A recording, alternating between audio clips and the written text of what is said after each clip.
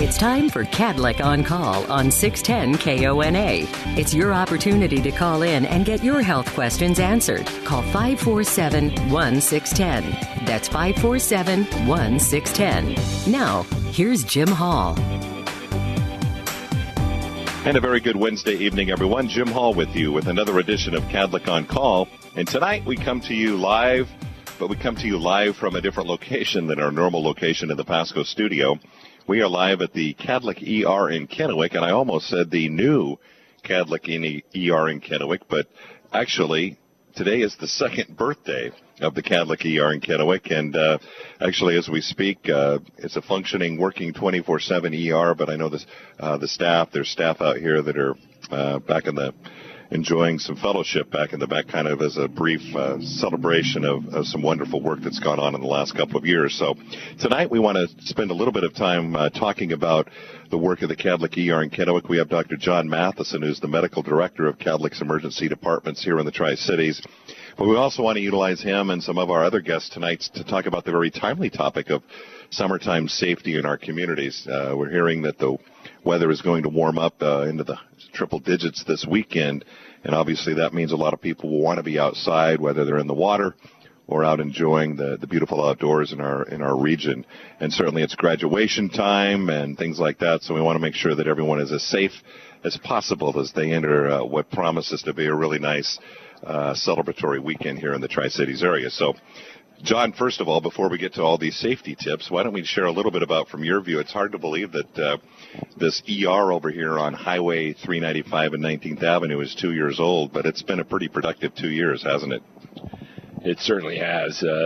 We did open, like you said, 2 years ago today, and we expected it to be a successful venture. We expected to see a number of patients and certainly wanted to serve this part of the community, and it's done so well, but it's gone well above anybody's expectations, and we're now seeing about 100 patients a day here.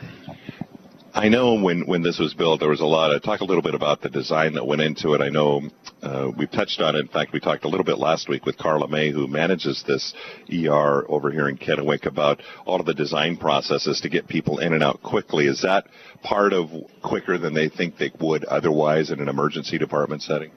I think that's certainly part of it. This was designed, and I was very fortunate to be part of the design team, and it was designed with patients in mind. It was designed to be the patient-centered experience with efficiency, and it's set up so that the patient can come in. They have privacy. They have a comfortable environment, as comfortable as an emergency department can be, certainly, and where services are brought to the patient. The patient doesn't have to go from service to service and move around very much. They most of the time can stay in their room, and everything comes to them, with a few exceptions. And the efficiency, the privacy, the comfort is really designed to be patient-centered, and I think people have enjoyed it. It also has a lot of efficiencies built into it so that we can provide the same high level of care and do it more efficiently than we can in other settings. And are you finding that, I know the numbers you touched on, about 100 patients a month, which I know that's tremendously exceeded expectations or projections when you were building this and thinking. But it's been busy all over the Tri-Cities, hasn't it, as far as, I know the emergency department, just the hospital itself in Richland has been very busy. Any understanding of why that's happening? Yeah, there are a lot of reasons, and we're not alone in seeing high volumes. I know throughout the state and actually throughout the country, emergency department visits are up. There are a number of reasons for it, but bottom line is people need care. They seek it from us, and we're here to do the best we can to provide it. And maybe somebody who's listening is not quite sure what a freestanding ER is, the term that is used, but give us an idea of just what that means. We're talking about, this isn't something that's semi-open. It's once it opened 2 years ago today, it hasn't closed. That's correct. This is a true emergency department in every sense of the word. What sets it apart is that it is, as we call, freestanding. It is not physically attached to a hospital. So we don't have operating rooms and inpatient rooms and so forth, but we have all the traditional services that an emergency department has. Some people might confuse it with an urgent care or clinic, but it's more than that. We have comprehensive laboratory imaging, so we can get any type of x-ray. We have a CAT scanner here, ultrasound. We can do all of this, and we're open 24 hours a day, and we see emergent medical conditions. The only difference is that if you need to be admitted to the hospital, we do not have a hospital attached, but that's when you would then go to the hospital and bypass the emergency department there and go right to your room in the hospital. And talk to us a little bit, but I know sometimes patients, the public, can be a little confused as to, okay, when should I go to the emergency department, or when should I go to the urgent care that has more, say 8 to 8. I know the Kadlec urgent care is roughly those hours, but what is the distinction there from a physician's standpoint? Well, certainly it depends on how sick and how immediate the need is. We see all conditions. Private doctors' offices can see many of the routine and non-life-threatening urgent needs, but sometimes it's not always available. You may not be able to get in right away, or if it's a weekend or an evening, or they may be booked for a few days. And so then you have the option of an urgent care or emergency department. Urgent cares can take care of more of your minor, your colds and your sprains and so forth, are very appropriate for an urgent care. When it gets into something that you think might be more serious, potentially life-threatening or severe illness, then certainly the emergency department is the place to be. And I know I've heard you say this before. There's a little bit of a fine line, though, and obviously you don't want to discourage people from seeking care. So whatever their feeling is, utilize where they think they need to go. Yeah, use your best judgment. If you think that this might be something serious, then by all means come to the emergency department. We're not going to turn you away. If you're having problems breathing, chest pain, you think you might be having a stroke or something serious, call 911. Don't drive yourself or have a family. Get an ambulance there. Because the paramedics and those in the EMS system can initiate treatment in the field and get it started before you even get here and can get you here safely. But when you're not sure, it's better to get things checked out. From an operational standpoint of this emergency department, I know the entire organization is very pleased with how it's been received, and obviously that has to be, you're delivering on that promise. I mean, people wouldn't be coming here in the numbers that they are if they didn't feel they were getting the type of care they needed and in an expeditious manner. So it must make you and your team feel really, really gratified of the service that this particular facility has provided to the Tri-Cities area. And it's not just the Tri-Cities area, too. It's communities beyond, right? Absolutely. We get people from all over the area, and it is gratifying. It was very satisfying to have been a part of the design process and see it implemented and now work here. And not only is it an enjoyable place to work, and we talked about the efficiencies and so forth, but when we get our patient satisfaction surveys that compare us to other hospitals throughout the country, to have our satisfaction ratings in the top 1% of all the institutions surveyed means that we're, like you say, we're delivering on that promise. We're providing what patients are looking for.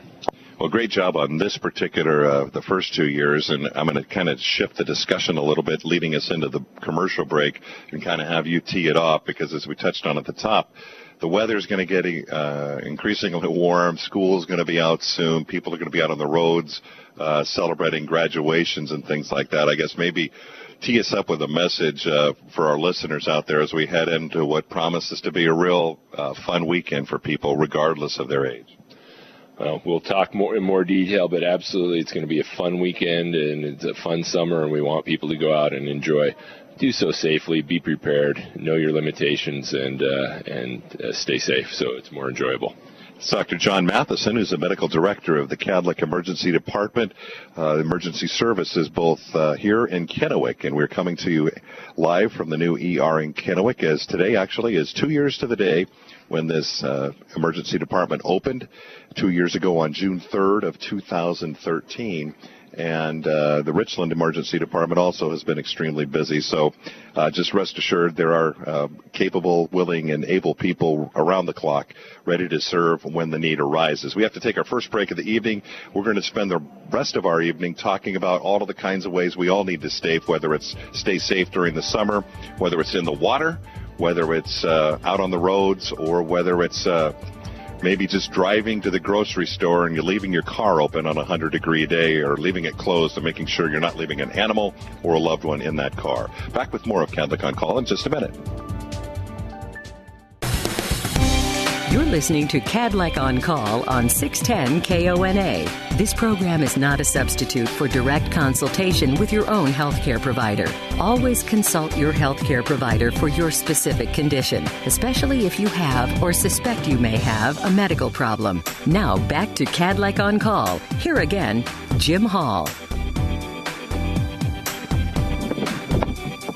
And we're again coming to you live today from Kennewick, at the corner of Highway 395 and 19th Avenue. That's the site of the Kadlec ER in Kennewick. And today, to the day, is the second year of operation for the new emergency department that Kadlec opened 2 years ago today. And it's seen, as Dr. Matheson mentioned in our first segment, about 100 people a day. It's amazing how popular it's been and how much the service has been needed in this part of the community.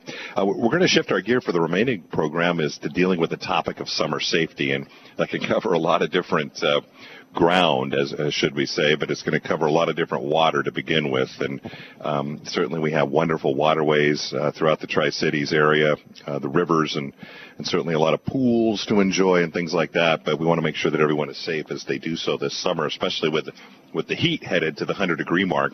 But we have Troy McGregor from Columbia Basin Dive Rescues here, and his group, they provide a tremendous service, but it's a service we wish we didn't have to have, right, Troy? Yeah, right. People always feel real good seeing us out practicing. It's an eerie feeling when you see us coming down the road with the lights and sirens on. It's usually not a good sign. First of all, with the weather getting to be projecting to be in the 100-degree range this weekend, what is your big message to people? Because it might, for a lot of them, be the first time they're out, especially on the rivers, enjoying the summer. Maybe tee that message up first of all. Sure. With the warm temperatures, people assume that the water is going to be real warm and comfortable to be in. And on the surface, it's going to be pretty decent, but as you get out further in the water, a little bit deeper in the water, it gets very cold. And the Columbia is still in the 50s right now. So hypothermia, even though it's 100 degrees outside, is still a possibility. Life jackets. We can't preach that enough, especially in these hot temperatures. Okay, back to that temperature question.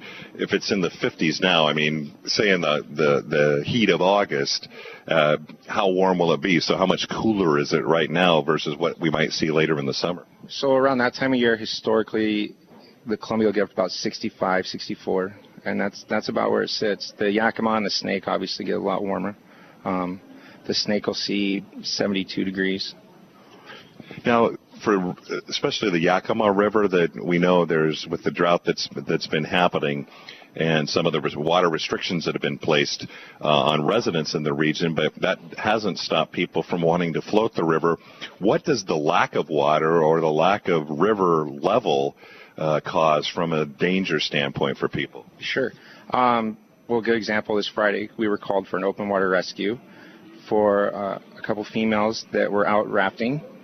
The water level is very low, and there's a lot of debris in the Yakima River, a lot of debris. You got limbs, barbed wire fences, a lot of things. Their raft actually got a hole, and they were stranded, stuck during the lightning storm. So with the water levels down, it's just not a good idea to be out there right now on the Yakima floating. It's difficult for us to get to you to save you. We'll come regardless, but we just ask people to use it's common sense really this time of year with the water levels. Well, and you were telling me before we went on that particular incident, it took you much longer to get to those people than it would have otherwise with a normal river level situation. Right. normal levels, we probably could have got to them under power in about 3 to 4 minutes. It took us 45 minutes to get to them. We had to jump out of we have an ultralight Zodiac that's for the Yakima. We actually had to lift it off the trailer because we couldn't get the trailer in the water enough to send it off. But we were walking quite a bit with it to get to those 2 gals. So it's a pain, but I mean, that's why we're here. So. And with Troy, we have Kathleen Clary-Cook from Safe Kids of Benton and Franklin County. And Kathleen is always prepared to talk about a multitude of subjects on safety, especially for kids. But on this particular topic, people, if they don't happen to have life jackets on board when they put their boat into the water in some of the areas around the Tri-Cities area. I'm happy to, Jim. Thank you. We have life jacket loaner boards set up at 9 parks throughout Benton and Franklin counties. People can just walk up, take a life jacket off, take it out on the river, and when they're done, put it back. We also have permanent loan stations, the Parks and Rec in Kennewick and Richland, and also the fire station out on Bombing Range Road. Anybody can walk in and borrow as many life jackets as they need. So if you've got company here for the weekend, come in, borrow the life jackets, and just return them when you're done. And where are these set up on the loaner ones out? Those are actually in various landings around, so I guess if you see them. But Troy, your message, you said make sure you have one. But I would assume too, it's like with bike helmets, you got to make sure they're the right kind of life jackets. Yeah, absolutely. You definitely want to make sure it fits, especially with kids. Real big message we love to preach is with youth under 5 years of age, get that strap that goes between the legs. You know, you think you have the life jacket on pretty good and snug, and you don't want to get it real tight for a little kid, and they'll slide out of them real quick, and that crotch strap is a lifesaver. But make sure your life jacket fits and have the proper life jacket for what you're doing. And a little bit about, should someone say they're out on a boating activity and something happens where somebody falls in and they don't have that life jacket, you know, if you're the operator of that boat and you've got a boatload of people with you, you know, I guess any kind of scenario could present itself, but maybe if something where there was somebody that fell out that didn't have one, what should the rest of the boat do? My phone just dropped, but hang on. I think we're still on the air. We're going to put this back up here. But we're going to finish that question. But Troy, share with us what in that scenario, what people should do. Well, if you lose someone overboard and they don't have a life jacket on, definitely you want to shut power off to the boat. You don't want to run over them. You're going to have to look at the situation, see your approach, see what's going on. If you have people with life jackets in the boat and you have a strong swimmer, definitely try to get out and help somebody. But another thing there, warm temperatures, you fall out of a boat, you don't have a life jacket on, you can go into shock real quick, and you hit that water and you suck in, and water goes in your lungs, you're going to go down real quick. And is it a case when in that situation with, especially if it's a child, I mean, you know, what you're talking about when you just touched on somebody go, well, that's pretty common sense, but obviously if there's something like that, that throws all common sense out the window. All of a sudden, you know, don't panic. Try and stay calm. Is that the other piece of advice? You always want to try as calm as you can. You're going to have high levels of anxiety and panic going on. I don't think you'd be human if you weren't. But you got to be focused. Remain focused on what your task is, on saving somebody or getting personnel there to save somebody. We are fortunate that we have a cold water area, so we have what we like to call the golden hour, especially with younger kids, you know, under the age of about 9. You can be underwater in cooler temperatures, your body will shut down, but we're able to go down, dive, recover you, and bring you back. We won't. We'll give you to the EMTs to do their job and bring you back. But we're able to save somebody in those situations. So even though it's a horrible thing to have going on in your head, if it's a child, just know that if you can stay calm, if you can get help to them, great. If not, where and what and how, and you know, we'll be there and we'll do what we can do. Dr. Matheson from Kadlec's ER, I was going to bring you into this question, and it dawns on me, you have people like Troy and the dive rescue folks that are out there. You have paramedics once they get them to shore, and then they transport them to you. So there's a lot of coordination that goes into any kind of rescue, especially when it's a water rescue, and perhaps, should someone be in the event where they've been underwater for a while. Sure, we're all part of the team, and we can't do our job without the people on the front lines doing theirs. And certainly, you don't want to rely on all of that. You want to take the precautions so you're not in that situation to begin with. But by all means, every step of the way has people working hard and here to help. And Troy, your organization, Columbia Basin Dive Rescue, before we shift out of this topic, I want to give you a quick second before we go to our next break, just to share a little bit about who Columbia Basin Dive Rescue is and the work that you guys do to keep our waterways safe around this region. Sure. So we're a complete 100% volunteer organization. There's about 12 of us on the team right now, 9 that are active in rescuers. We work with law enforcement and fire. We do everything from evidence recoveries to open water rescues to, unfortunately, body recoveries. And we're here for the community, and we love preaching education and going to the schools and talking water safety. And we would like to have a repeat of last year's, no drownings. So that's a goal, a perfect season, right? Give me a little bit about, you said you have a special boat that you use for the Yakima River. Talk a little bit about your fleet, if you will. Sure. We have our boats. We have 2 16-foot and 19-foot Zodiacs that run on 60 horse. We have a ultralight that runs on a 25-horse motor. That's for the Yakima, so we can pick it up if we have to. It's got a guard around the prop so we can beat it up against rocks. And we also have a very, very old Boston whaler that won't go away, but that boat is awesome. So, fill it up with water and it'll still go. And we have our trucks. If you've seen them around town, they're big white looking ambulances. Three trucks, 2 stations, one up by the State Patrol here, and our main station, Station 1 by the airport in Richland.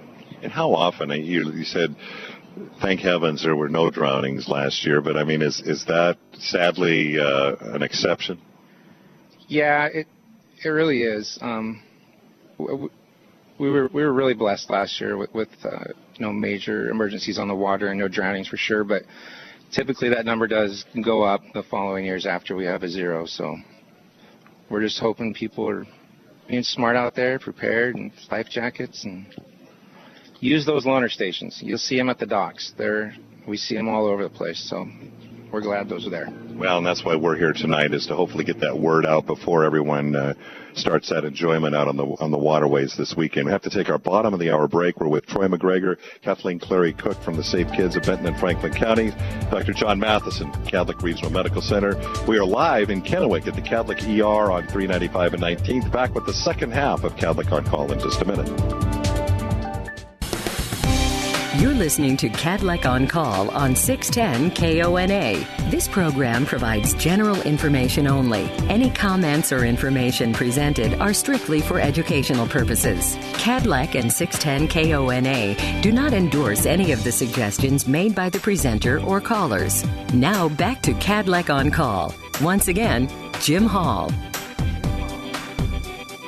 And welcome back to the second half of our Kadlec on Call tonight. And again, we're coming live from Kadlec's ER in Kennewick, which today is 2 years old, and celebrating and really honoring the work that has been done by the nurses and physicians and staff here over the last couple of years, in the first 2 years of existence, taking care of about 100 patients a day, which is quite amazing and very impressive, and certainly filling quite a healthcare need in our community.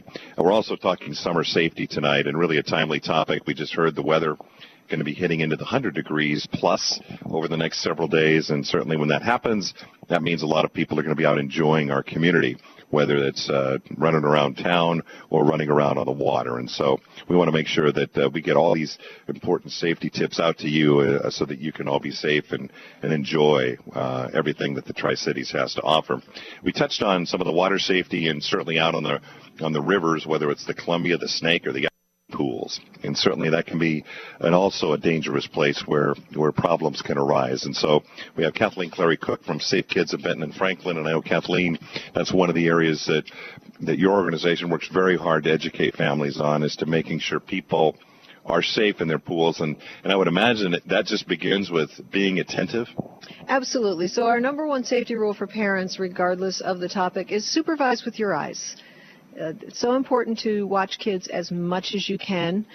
When there is water involved, you cannot take your eyes off them. So we have something called our Water Watcher tags, where one person is designated as a responsible adult, and it's their job for that whatever shift you want to take, 15, 20 minutes. Put your phone down. Don't be talking to the people around you. Very easy to take your eyes off your kids, and they can drown very quickly. And drowning is very swift. It's silent. You think there will be splashing and yelling, and there's not. It happens so fast. And Troy McGregor is with Columbia Basin Dive Rescue, and obviously, primarily your work is the rescue work that is done on the rivers. But obviously, it's hot, and a lot of people have pools around here. And I know Kathleen raised a point that is that silence that makes it all that much more dangerous if someone is in that situation. Talk a little bit about that. Sure. When kids are in that situation and unfortunately are going to drown, they don't make a lot of noise. There's a lot of panic for kids. They're quiet. And when you go underwater, there is no noise. That first fall into the pool, if someone's not paying attention, if a child takes in some water, sucks in, they're not going to be able to be vocal. They're not going to be slamming their arms around, and it's a silent killer. It really is. It's a sad silent killer.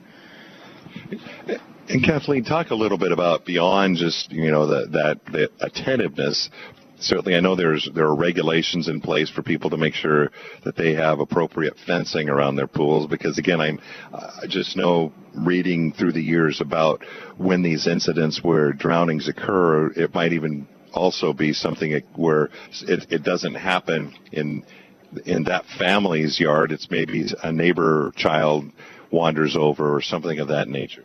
Right. So you want to create as many barriers as you can so that when the pool is not in use and not being enjoyed, that kids can't get into it. So absolutely a good fence, locks on your gates, and from within your house, make sure your door's locked, and probably a good pool cover and even pool alarms. Whatever you can do, because, pools are so much fun, and we want people to enjoy them and have fun. But you don't want to have a tragedy occur because you didn't have appropriate safeguards in place. Dr. John Matheson, the Kadlec ER, he, like Troy, when they're out on a rescue mission, oftentimes it's a situation that, it's precarious. It might not result in a save, as they call them. And I know, Dr. Matheson, in your world, in the ER setting, by the time they get to you, if it's a drowning victim, that's where the challenge is for you. So I'm guessing, from your view, that message just has to be that much more emphatic. Absolutely. I've dealt with far too many tragic situations. I trained in Phoenix, where there are even more swimming pools than here, and saw a lot of drownings, a lot of near drownings. And since I've been here, I've taken care of a lot of drownings and near drownings, and it's tragic. It's devastating because this is an otherwise healthy, active, child, family member, and it changes everybody's lives dramatically. There's, feelings of guilt and frustration and everything else that, as has been said, it happens. Unfortunately, it happens more often when there are people around than when there aren't. And I think there is a false sense of security when you've got 10 or 15 people around the pool. You let your guard down because you think, well, it's not going to happen because it's being supervised. But unless, as was said, unless you're actively watching and thinking about it, you don't notice the one that you don't see and that you don't hear, and it's silent, and it happens so quickly. That's Dr. John Matheson from Kadlec's ER, and we've been really covering this water safety message for obvious reasons because the time of the year and the impending heat that's going to be hitting us, and school is going to be getting out. But before we finish with Troy from Columbia Basin Dive Rescue, I wanted to give him the opportunity to share a little bit more about his organization because, as he touched on, it is an all-volunteer organization, vitally important to keeping our waterways safe in this region. And I just wanted to give you an opportunity. I know you mentioned to me that you're recruiting, wanting to get more people as part of the dive rescue team. How do they do that? What are you looking for? And if someone were interested, what do they do to become part of Columbia Basin Dive Rescue? Sure. First thing is, if you're interested, definitely interested, to go on our website, cbdr.org. And you can also give us a call at 946-2237. But we're currently right now we have 3 divers, which is really low. When we go to emergency, we have to have 2 of them there. So even though we're volunteer, there's no going out of town for vacations right now for those guys. So we're very actively looking for anybody with diving experience. Prior military diving experience is really great. And surface support, that job is extremely difficult. I mean, you're telling those guys what to do underwater. It's very hard on you. You're out in the heat. You're working real hard, but it's a life support, and we need surface support members also. We'd like to get our team up to about 20 members again. We're about half that. So. By surface support, so say you get a call, walk us through quickly how that rescue goes and how that operation works. Sure. If we're doing an open water rescue, everyone is surface support certified, rescue certified before they move on or advance to a diver. But we got on on shore with throw bags. We got people that are taking notes. You know, we have to document every little thing we do. If we're going into a dive situation where people are taking track of the air, the time the diver goes in, where the diver goes in, the pattern that they're going to be searching. We've got a guy on the line that's sitting there telling the diver what to do with signals by tugging on the rope. We have comm lines where we can talk to the diver. Anything you can think of. We got people running back and forth to the truck, getting tanks, bringing water and stuff down to people that are standing in those suits. When it's 100 degrees out and we're standing in those suits, we do lose a lot of weight really fast. But good weight loss program. It's real good. But it's a team effort, and it's anything you can think of that needs to go on in an emergency is going on. I would imagine too. I'm thinking this pool situation. There's also in the rivers. There's a visibility standpoint too. Yeah. Unfortunately, in the river, you're not going to be able to see very well. So if you have a child that's on the dock without a life jacket on and they fall over and they go under, you're not going to see them. You have about a foot of visibility from above the water. And touched on the rivers, we've touched on the swimming pools, but certainly canals can be dangerous as well, right? Irrigation canals are a death trap. If anyone's listening, stay out of the irrigation canals. 1, it's not clean water. 2, once you go in, you're not coming out. It's a slimy mess. I know a lot of people like to go and jump off into the river out of the irrigation canals. It's not safe. There's so many objects down below you, from old tractors to cows that have fallen in the irrigation canals and gone over. Just stay out of them. Don't go near them. Don't drive in them, please. Don't play in the irrigation canals. Please don't play in the irrigation canals. You heard it from Troy McGregor from Columbia Basin Dive Rescue. And again, if you're interested at all, as Troy touched on, they provide a tremendously valuable service to this region of our state and of our Northwest. And if you'd like more information, you can go visit cbdr.org. The phone number to call, 946-2237. Again, they're looking for volunteers, certainly qualified divers, but you don't need to be a qualified diver if you'd like to help. We have to take one more break. We have one more segment to go. I do want to touch on another important topic, and that has to do with the heat and what it can do to and inside the car if you leave.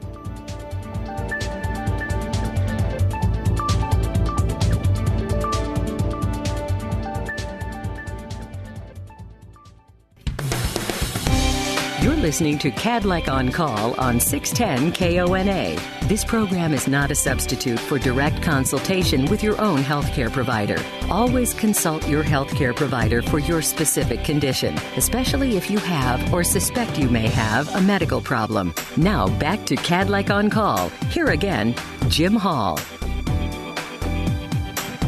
And just a few minutes left to talk about summer safety. And again, our thanks to Troy McGregor from Columbia Basin Dive Rescue when they're in most need. But we have just a couple of minutes left. I wanted to touch on, with the heat getting up into the hundreds, and Kathleen Clary-Cook from Safe Kids of Benton and Franklin counties, one of the areas, and it doesn't have to be 100 degrees or even 90 or 80 degrees, but I know one issue out there in our hectic, fast-paced world that we live in is just how hot and how dangerous the inside of a car can get, especially, if there's a child in there, and it doesn't take long. Give our listeners maybe a little idea, if they don't know already, of just how quickly the temperature rises in a car.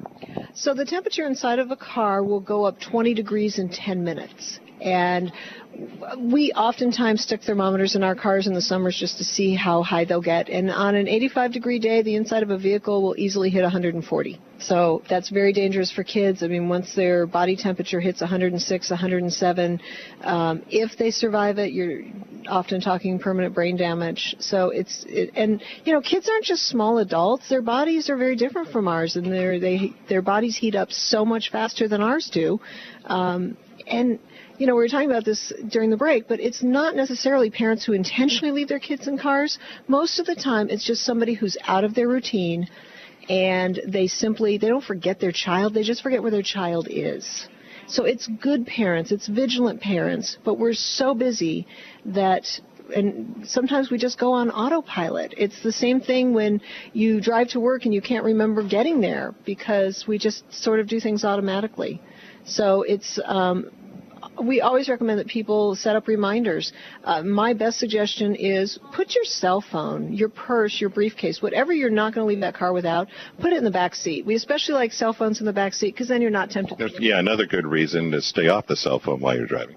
Absolutely. But if it's in the back seat, then hopefully you can't get to it. And set up reminders with your family and your daycare providers that if your child hasn't gotten to where they're supposed to be, within a few minutes, have them call and double check and make sure that the child is coming that day.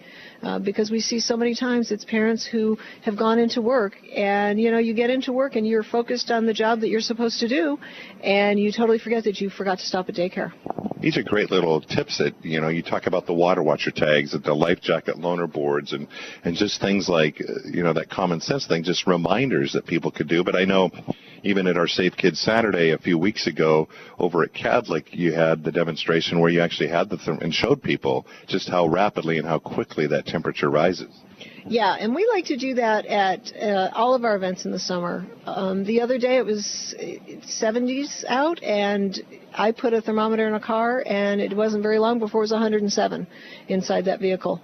So it happens so fast, and it's 100% preventable. And I think that's where the biggest heartbreak comes with this one, is it is 100% preventable.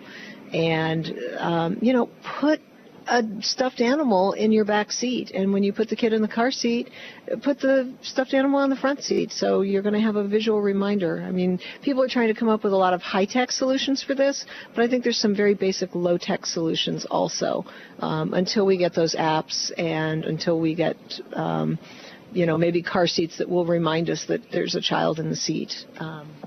Use your low-tech solutions.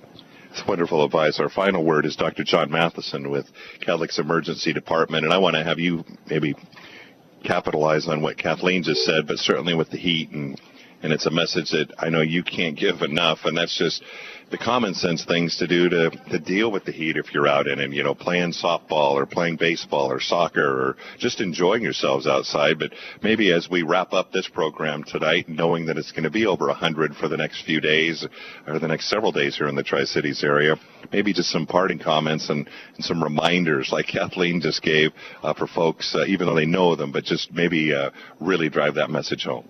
Certainly. Go out, have fun, enjoy the heat, enjoy the great weather. But the most important things, stay hydrated. have your water, make sure you're drinking, limit your alcohol intake. Use sunscreen. Sunburns can cause problems. And look for the shade. And also recognize when you start to feel ill, when you start to feel poorly, you're already behind. You need to get cooled off and you need to get out of the heat. Limit your activity at that point. Go out, enjoy yourself, but take some simple precautions and be safe. And one last question regarding the temperature. It really, we have had some pretty warm temperatures over the last few weeks, but obviously we're going to go from, say 80 degrees to maybe 100 degrees in just a couple of days. Does that present anything that maybe that first time when you're exposed to that 100-degree weather, does your body not acclimate it, or is that all mental? There is some acclimatization that takes place, and sudden changes in temperature have a more profound effect, and also activity. If you're out there working hard or playing hard, whether it's yard work or a soccer game or whatever else, that causes you to heat up faster also. But yeah, if you're not used to the heat, it makes a big difference when that first heat comes. And there you have it from Dr. John Matheson from the Kadlec ER. Again, congratulations to he and his team, and thank you for 2 wonderful years here in providing ER services in Kennewick. Thank you to Kathleen Clary-Cook. Wonderful advice, and I guess our pledge is we want you back here next Wednesday to listen to another edition of Kadlec on Call. Congratulations to all the graduates, and have a safe, have an enjoyable, and beat the heat.